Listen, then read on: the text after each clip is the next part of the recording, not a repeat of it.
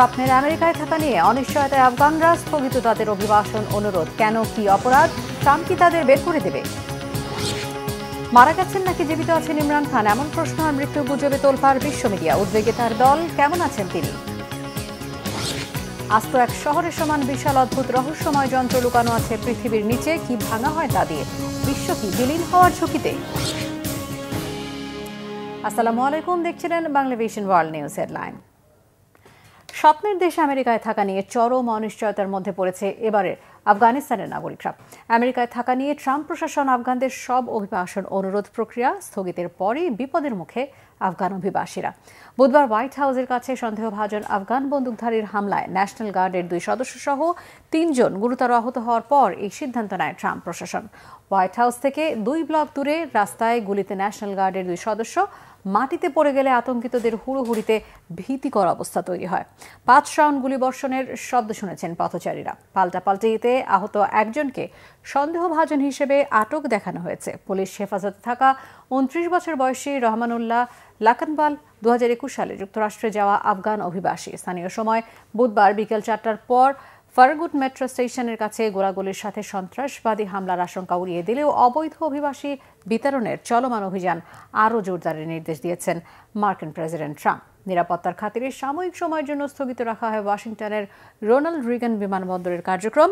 নগরীর নিরাপত্তা নিশ্চিতে ন্যাশনাল গার্ডের আরও 500 সেনা মোতায়েনের নির্দেশ দিয়েছেন প্রেসিডেন্ট ট্রাম্প। অবৈধ অভিবাসী ধরপাকড় আর বিক্ষোভ কর্মসূচি দমনে আগে থেকেই সেখানে কমপক্ষে 2200 সেনা মোতায়েন আছে। আফগানিস্তান থেকে যুক্তরাষ্ট্রে অভিবাসন প্রত্যাশীদের বিপুল সংখ্যক নথিপত্র যাচাই বাছাই কার্যক্রম স্থগিতেরও ঘোষণা এসেছে। এতে ভবিষ্যৎ নিয়ে চরম অনিশ্চয়তার মধ্যে পড়েছেন হাজারো আফগানি। মারা গেছেন নাকি জীবিত আছেন পাকিস্তানের সাবেক প্রধানমন্ত্রী ও পিটিআই প্রতিষ্ঠাতা ইমরান খান? এমন প্রশ্ন আর হঠাৎ ছড়িয়ে পড়া ইমরান খানের মৃত্যুর গুজবে রীতিমতো তোলপাড় পাকিস্তান তো বটেই, গোটা আন্তর্জাতিক গণমাধ্যম। কারাগারে বন্দী 73 বছর বয়সী ইমরান খানের খোঁজ নিতে তার বোন চলতি সপ্তাহে কয়েক দফায় চেষ্টা করে ব্যর্থ হয়েছেন। এরপরই ভারত, আফগানিস্তান সহ আন্তর্জাতিক গণমাধ্যমে ইমরানের শারীরিক অবস্থার গুরুতর অবনতি আর মৃত্যুর গুঞ্জন ছড়িয়ে পড়ে। ইমরানের সমর্থক সহ গোটা পাকিস্তানে তৈরি হয় ব্যাপক অস্থিরতা। কেমন আছেন ইমরান খান? সুস্থ কি? কোথায় রাখা হচ্ছে তাকে? ডেস্ক রিপোর্টে জানাচ্ছেন হেজাল জুবায়ের।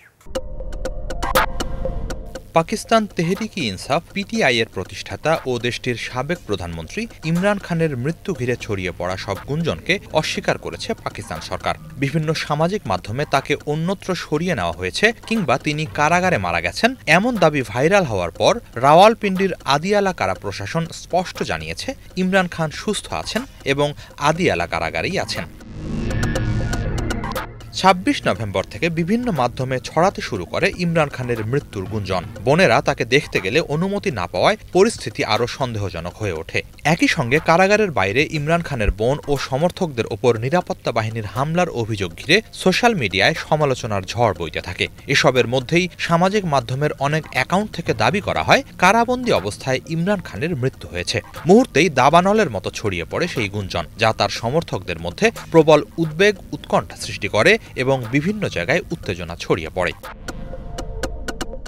এই প্রেক্ষাপটে কারা কর্তৃপক্ষ এক বিবৃতিতে জানিয়েছে ইমরান খানকে কারাগার থেকে সরিয়ে নেওয়ার খবর পুরোপুরি মিথ্যা ও ভুয়া। তার মৃত্যুর খবরকে গুজব অভিহিত করে তারা আরও জানায় ইমরান খান সুস্থ আছেন এবং প্রয়োজনীয় চিকিৎসা পাচ্ছেন। তার অসুস্থতা সংক্রান্ত যে কোনো তথ্যই ভিত্তিহীন। ইমরান খানের মৃত্যুর গুজব উড়িয়ে দিয়ে পাকিস্তানের প্রতিরক্ষা মন্ত্রী খাজা আসিফ দাবি করেছেন জেলে ইমরান খান খুবই আরামদায়ক পরিবেশে আছেন। তার ভাষায়, ইমরান খানের জন্য যে ধরনের খাবার সরবরাহ করা হয় তা অনেক 5 তারা হোটেলেও সহজে মেলে না। ইমরান খানের সেলে টেলিভিশন আছে এবং তিনি ইচ্ছামতো যে কোনো চ্যানেল দেখার সুযোগ পাচ্ছেন। এসবই নয়, ব্যায়ামের জন্য বিশেষ যন্ত্রপাতিও তার সেলে রাখা আছে বলে দাবি করেন খাজা আসিফ। নিজের অতীত কারাবাসের সঙ্গে তুলনা করতে গিয়ে আসিফ বলেন তিনি ও তার সহবন্দীরা ঠান্ডা মেঝেতে শুয়ে থেকেছেন, কারাগারের সাধারণ খাবার খেয়েছেন এবং শীতের দিনে 2টো কম্বল গায়ে দিয়ে দিন কাটিয়েছেন। তার সেল থেকে গিজারও খুলে নেওয়া হয়েছিল বলে দাবি করেন তিনি। বিপরীতে ইমরান খান ডাবল বেড ও মখমলের গদি সহ বিভিন্ন সুবিধা পাচ্ছেন বলেন খাজা আসিফ। 2018 সালের নির্বাচনে 270 আসনের মধ্যে 115টি পেয়ে পাকিস্তানের বৃহত্তম রাজনৈতিক শক্তি হিসেবে উত্থান হয় ইমরান খানের পিটিআই এর। এরপর প্রধানমন্ত্রী হন ইমরান খান। তবে 2022 সালে অনাস্থা প্রস্তাবে প্রধানমন্ত্রিত্ব হারান তিনি। এরপর রাষ্ট্রীয় নথি ফাঁস থেকে শুরু করে দুর্নীতি এবং সেনাবাহিনীর সদর দপ্তরে হামলায় সংশ্লিষ্টতা সহ বিভিন্ন স্পর্শকাতর অভিযোগ আনা হয় তার বিরুদ্ধে। 2023 সালে তাকে গ্রেপ্তার করা হয়। পরে একবার মুক্তি মিললেও কিছুদিন পরই আবার আটক করা হয় তাকে। 2023 সালের আগস্ট থেকে কারাবন্দী অবস্থাতেই আছেন ইমরান খান।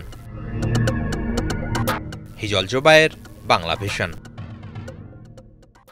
হংকংয়ের তাইপো জেলার ওয়াং ফুক কোর্ট আবাসিক কমপ্লেক্সে ভয়াবহ আগুনে পুড়ে নিহতের সংখ্যা বেড়ে অন্তত 55 জনে পৌঁছেছে। গুরুতর দগ্ধ হয়ে হাসপাতালে ভর্তি 50 জনের বেশি মানুষ এখনও নিখোঁজ 300-র কাছাকাছি। স্থানীয় সময় বুধবার বিকেলে ওয়াং ফুক কোর্ট আবাসিক এলাকায় আগুন লাগে। স্থানীয় গণমাধ্যমের প্রতিবেদনে বলা হয়েছে, ওয়াং চিয়ং হাউস নামের একটি ভবনে প্রথম আগুন লাগে, পরে পাশের আরও 2টি ভবনে আগুন ছড়িয়ে পড়ে। 24 ঘন্টা পরও ক্ষতিগ্রস্ত ভবনগুলোর কিছু অংশে আগুন জ্বলতে দেখা গেছে। কমপ্লেক্সের 8টি ভবনের মধ্যে 4টি আগুনে ক্ষতিগ্রস্ত হয়েছে বলে জানিয়েছে ফায়ার সার্ভিস। আগুন নেভানোর অভিযানে অংশ নেন প্রায় 800 জন জরুরি সেবাকর্মী। পুলিশ জানিয়েছে, এই ঘটনায় 2টি নির্মাণ প্রতিষ্ঠানের পরিচালক আর একজন প্রকৌশল পরামর্শককে গ্রেফতার করা হয়েছে। তাদের বিরুদ্ধে মারাত্মক গাফিলতির অভিযোগ তদন্ত করছে পুলিশ। আবাসন সংকট মোকাবেলায় মেরামত আর সৌন্দর্য বর্ধনের মাধ্যমে 8টি ভবনে তৈরি হচ্ছিল 2000 অ্যাপার্টমেন্ট, যা কমপক্ষে 4600 মানুষের বসবাস উপযোগী করে গড়ে তোলা হচ্ছিল। আস্ত এক শহরের সমান বিশাল অদ্ভুত ও রহস্যময় যন্ত্র লুকানো আছে পৃথিবীর নিচে। আশ্চর্যের বিষয় হলো, বিশাল এই যন্ত্রে কিছু তৈরি করা হয় না, বরং ভেঙে ফেলা হয়। সুইজারল্যান্ড আর ফ্রান্সের সীমান্তে তৈরি অদ্ভুত ও রহস্যময় যন্ত্রটির নাম লার্জ হ্যাড্রন কোলাইডার। কি ভাঙা হয় এই যন্ত্রে? কেন এটি এত বিশাল? বিশ্ব কি বিলীন হওয়ার ঝুঁকিতে? ইমরান মাহমুদের ডেস্ক রিপোর্টে বিস্তারিত। মানব ইতিহাসের সবচেয়ে বড় যন্ত্র, যা কিনা আস্ত একটি শহরের সমান বড়। অথচ এই যন্ত্রে কোনো কিছু তৈরি করা হয় না, বরং ধ্বংস করা হয়। বিস্ময়কর এই যন্ত্রটির নাম লার্জ হ্যাড্রন কোলাইডার বা সংক্ষেপে LHC। বিবিসিতে প্রকাশিত একটি প্রতিবেদনে একে বলা হয়েছে মানবজাতির সবচেয়ে বড় পরীক্ষাগার। প্রশ্ন হচ্ছে, কি ধ্বংস করা হয় এই যন্ত্রে? কেনই বা এটি এত বিশাল? LHC রয়েছে সুইজারল্যান্ড এবং ফ্রান্সের সীমানায় জেনেভার কাছে। এটি মাটি থেকে প্রায় 100 মিটার নিচে স্থাপন করা হয়েছে। যন্ত্রটি নির্মাণ করেছে ইউরোপীয় পারমাণবিক গবেষণা সংস্থা CERN। ব্রিটানিকাতে প্রকাশিত তথ্য অনুযায়ী এই বিশাল যন্ত্র তৈরি করতে সময় লেগেছে 1998 থেকে 2008 সাল, অর্থাৎ 10 বছর। আর এতে যুক্ত ছিল 100টিরও বেশি দেশ ও হাজারো বিজ্ঞানী, প্রকৌশলী আর গবেষক। LHC-কে পৃথিবীর সবচেয়ে বড় যন্ত্র বলা হয় কারণ এটি একটি বিশাল বৃত্তাকার টানেল, যার দৈর্ঘ্য প্রায় 27 কিলোমিটার। এর ভেতরে এমন পাইপলাইন আছে যেখানে পরমাণুর ভেতরে থাকা ছোট্ট কণা, যেমন প্রোটন বা ইলেকট্রন, অবিশ্বাস্য গতিতে ঘোরানো হয় আর একটির সাথে আরেকটির সংঘর্ষ ঘটানো হয়। space.com-এ প্রকাশিত তথ্য অনুযায়ী এই গতিবেগ আলোর গতির প্রায় কাছাকাছি, অর্থাৎ প্রতি সেকেন্ডে প্রায় 3 লাখ কিলোমিটার। অনেকের মনে প্রশ্ন, এত বিশাল যন্ত্র দিয়ে আসলে কি করা হয়? সহজ করে বলতে গেলে এটি মহাবিশ্বের সবচেয়ে ছোট কণা খুঁজে বের করার গবেষণায় ব্যবহৃত হয়। উদ্দেশ্য, মহাবিশ্বের শুরু কিভাবে হয়েছিল তা বোঝা। লাইফ সায়েন্সে প্রকাশিত প্রতিবেদনে বলা হয়েছে, প্রোটনগুলোকে 2 দিক থেকে ঘুরিয়ে শক্তি বাড়ানো হয়, তারপর এগুলোকে সংঘর্ষ করানো হয়। এই সংঘর্ষ এত শক্তিশালী যে কয়েক সেকেন্ডের জন্য মহাবিশ্বের জন্মের মুহূর্ত, অর্থাৎ বিগ ব্যাংয়ের পরিস্থিতি তৈরি হয়। তখন বিজ্ঞানীরা কণাগুলো কিভাবে তৈরি হয়, কিভাবে ধ্বংস হয়, কোন কণা কোথায় যায় তা পর্যবেক্ষণ করেন। 2012 সালে এই যন্ত্রে সংঘর্ষ পরীক্ষার সময় পাওয়া যায় ঐতিহাসিক আবিষ্কার হিগস বোসন পার্টিকেল। অনেকে একে গড পার্টিকেল নামেও চেনে। তবে বিশাল এই প্রকল্পকে ঘিরে গুজবেরও শেষ ছিল না। অনেকেই ধারণা করেছিল লার্জ হ্যাড্রন কোলাইডারের কণার সংঘর্ষে একটি ব্ল্যাক হোল তৈরি হতে পারে, যা পৃথিবীকে গিলে খাবে। আবার কেউ কেউ বলেছিল আরেকটি বিগ ব্যাং ঘটবে। কিন্তু বিজ্ঞানীরা পরিষ্কার করে জানান, এতে কোনো ব্ল্যাক হোল তৈরি হলেও তা এত ক্ষুদ্র হবে যে মুহূর্তেই বিলীন হয়ে যাবে এবং পৃথিবীর জন্য কোনো ঝুঁকি নেই। আজও লার্জ হ্যাড্রন কলাইডার সক্রিয় এবং নিয়মিত কাজ করে যাচ্ছে। কোয়ান্টাম ম্যাগাজিনের সাম্প্রতিক প্রতিবেদনে বলা হয়েছে, নতুন পরীক্ষায় আরও সূক্ষ্ম কণা ও অজানা বৈশিষ্ট্য পাওয়া গেছে, যা ভবিষ্যতের পদার্থবিজ্ঞানের দিক বদলে দিতে পারে। বিশ্লেষকরা বলছেন, মানব কল্পনা, বিজ্ঞান আর প্রযুক্তি সম্মিলনে তৈরি LHC মনে করিয়ে দেয় মহাবিশ্ব কতটা বিশাল, আর এই বিশালতার মধ্যে রয়েছে অসংখ্য রহস্য। হয়তো আগামী কয়েক বছরেই LHC আমাদের অনেক অজানা প্রশ্নেরই জবাব খুঁজতে সাহায্য করবে। ইমরান মাহমুদ, বাংলাভিশন। পূর্ব আফ্রিকার দেশ গিনি বিসাওয়ের প্রেসিডেন্ট ওমারো সিসোকো এমবালোকে গ্রেফতার করে ক্ষমতার নিয়ন্ত্রণ নিয়েছে দেশটির সেনাবাহিনী। দেশটির একদল সেনা কর্মকর্তা সম্পূর্ণ নিয়ন্ত্রণ নিজেদের হাতে নেওয়ার দাবি করেছেন। দেশটির এই কর্মকর্তারা নিজেদের high military command for the restoration of order নামে পরিচয় দিয়েছেন। রাষ্ট্রীয় টেলিভিশনের মুখপাত্র দিনিজ এনচামা এক বিবৃতিতে জানান, তারা নির্বাচন প্রক্রিয়া স্থগিত করেছেন, সীমান্ত বন্ধ করেছেন এবং কারফিউ জারি করেছেন। বিস্তারিত মির ফজলে রাব্বির ডেস্ক রিপোর্টে। এবার সেনা অভ্যুত্থানের ঘটনা ঘটল পূর্ব আফ্রিকার দেশ গিনি বিসাওয়ে। সেনা কর্মকর্তাদের একটি গ্রুপ দেশটির পুরো নিয়ন্ত্রণ নেয়ার দাবি করেছে। সংবাদ মাধ্যম বিবিসির খবর বলছে, ২৬ নভেম্বর সেনাবাহিনীর কর্মকর্তাদের একটি গ্রুপ ক্ষমতা দখলের ঘোষণা দেয়। টেলিভিশনে এক লিখিত বিবৃতিতে তারা নিজেদের high military command for the restoration of order বলে পরিচয় দেন। ঘোষণায় তারা বলেন, পরবর্তী নির্দেশ না দেওয়া পর্যন্ত নির্বাচনী প্রক্রিয়া স্থগিত রাখা হবে। এছাড়া সেনা কর্মকর্তারা দেশের সব স্থল, আকাশ ও জলসীমা বন্ধ ঘোষণা করেন এবং রাত্রিকালীন কারফিউ জারি করেন। রাষ্ট্রীয় টেলিভিশনে মুখপাত্র দিনিজ এনচামা এক বিবৃতিতে জানান, তারা প্রেসিডেন্ট উমারো সিসাকো এমবালোকে অপসারণ করেছেন, নির্বাচন প্রক্রিয়া স্থগিত করেছেন, সীমান্ত বন্ধ করেছেন এবং কারফিউ জারি করেছেন। এই ঘোষণার আগে রাজধানী বিসাওয়ে নির্বাচন কমিশনের দপ্তর, প্রেসিডেন্ট প্রাসাদ ও স্বরাষ্ট্র মন্ত্রণালয়ের কাছে টানা গোলাগুলির শব্দও শোনা যায়।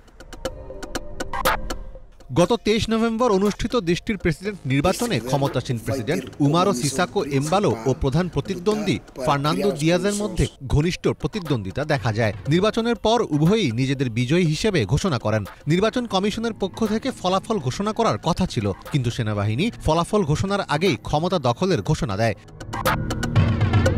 এদিকে প্রেসিডেন্ট উমারো সিসাকো এমবালো বলেছেন, আমাকে ক্ষমতাচ্যুত করা হয়েছে। বর্তমানে সেনাবাহিনীর জেনারেল স্টাফ হেডকোয়ার্টারে আছি। প্রেসিডেন্টের পাশাপাশি প্রধান বিরোধী দলীয় নেতা ডোমিঙ্গোস সিমোয়েস পিরেইরাকেও গ্রেফতার করা হয়েছে। গিনি বিসাওয়ে গত ৩ দশকে কোনো প্রেসিডেন্টের পক্ষে টানা দ্বিতীয় মেয়াদে জয়ী হওয়া সম্ভব হয়নি। এমবালো সেই রেকর্ড গড়ার লক্ষ্যেই প্রতিদ্বন্দ্বিতায় ছিলেন। এটি গিনি বিসাওয়ে অস্থিরতার সর্বশেষ ঘটনা। দেশটি সেনেগাল ও গিনির মাঝখানে অবস্থিত। ছোট এই উপকূলীয় দেশটি ইউরোপগামী কোকেন পাচারের একটি কুখ্যাত কেন্দ্র হিসেবে পরিচিত। দেশটির সেনাবাহিনীর দাবি, একটি ষড়যন্ত্রকারী গোষ্ঠী দেশকে অস্থির করতে এবং নির্বাচনকে বিকৃত করতে চেয়েছিল এবং এই ষড়যন্ত্রের সঙ্গে মাদক ও অস্ত্র চোরাচালান নিয়েও পরিকল্পনা ছিল। গিনি বিসাওয়ের বর্তমান পরিস্থিতি আন্তর্জাতিক সম্প্রদায়ের জন্য উদ্বেগের কারণ হয়ে দাঁড়িয়েছে। সেনাবাহিনী বলেছে তারা অস্থায়ীভাবে নিয়ন্ত্রণ নিয়েছে, কিন্তু পরবর্তীতে তারা কি নির্বাচন আয়োজন করবে নাকি নতুন প্রশাসনিক কাঠামো গঠন করবে সেটা এখনও স্পষ্ট নয়। আফ্রিকা মহাদেশীয় সংগঠন আফ্রিকান ইউনিয়ন এটিকে কুপ্রয়াস আখ্যা দিয়ে নিন্দা জানিয়েছে। সেই সাথে দেশে দ্রুত সাংবিধানিক শাসন ফিরিয়ে আনার জন্য আহ্বান জানিয়েছে। ১৯৭৪ সালে পর্তুগালের কাছ থেকে স্বাধীনতা পাওয়ার পর থেকে ২০২০ সালে এমবালো দায়িত্ব গ্রহণ করা পর্যন্ত গিনি বিসাও অন্তত ৯টি অভ্যুত্থান চেষ্টার মুখোমুখি হয়েছে। ২০১৯ সালের শেষ প্রেসিডেন্ট নির্বাচনেও দুজন প্রধান প্রার্থী নিজেদের বিজয়ী দাবি করেছিলেন। সে সময় প্রতিদ্বন্দ্বিতা করেছিলেন এমবালো ও পেরেইরা। সে বছর নির্বাচন পরবর্তী সংকট ৪ মাস স্থায়ী ছিল। মির ফজলে রাব্বি, বাংলাভিশন। এই ছিল আজকের মতো, সাথে থাকায় ধন্যবাদ।